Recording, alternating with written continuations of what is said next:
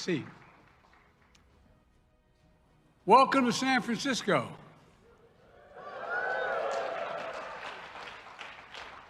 This Moscone Center is about as big as my state. This is a city of synonymous with innovation and breaking barriers.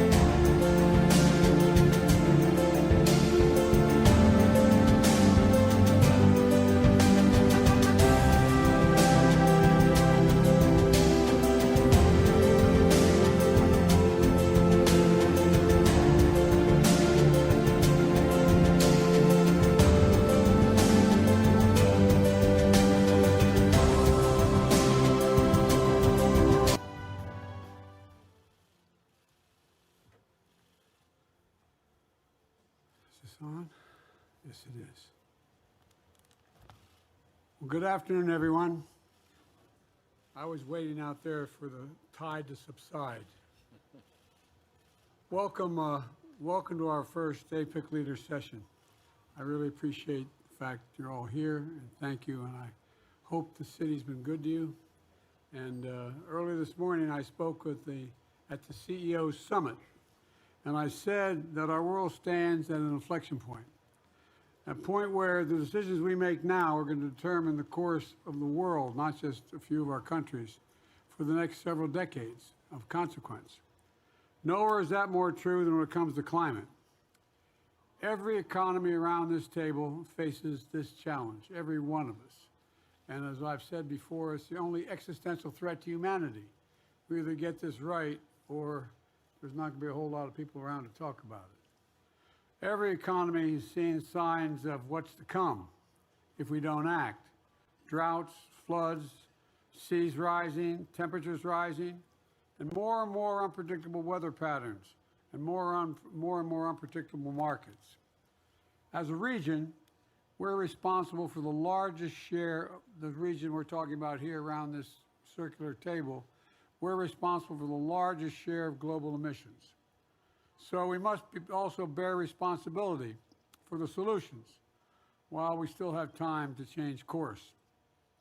Earlier this week, I released the 5th U.S. Climate Assessment, mapping out what we've done and how far we have left to go. Progress together. Degrees, proud to say, but climate go in history. And over the last private offshore work, their factories cutting, and they're the world can't stop what they do. Contribute to the least impacts of climate change are being felt most by those who've contributed the least to the problem. You say that again. You know, the impacts of climate change are being felt the most by those countries that contribute the least to the problem, including developing countries. We contributed a lot here in the United States over the last 300 years. That's why I'm working with our Congress to dramatically increase international climate financing. And this year, the world is on track. Congress development banks, $5 billion collectively. I've also asked Congress to meet the climate finance pledge that we made under the Paris Agreement of $100 billion collectively. I've also asked Congress for another $25 billion to strengthen the role of the multilateral development banks.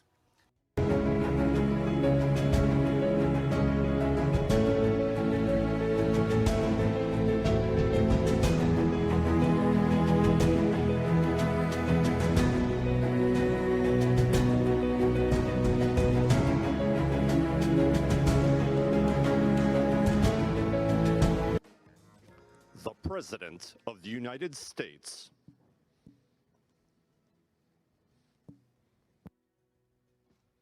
Sorry to keep you waiting. It's my fault. It's my fault. I was on the phone.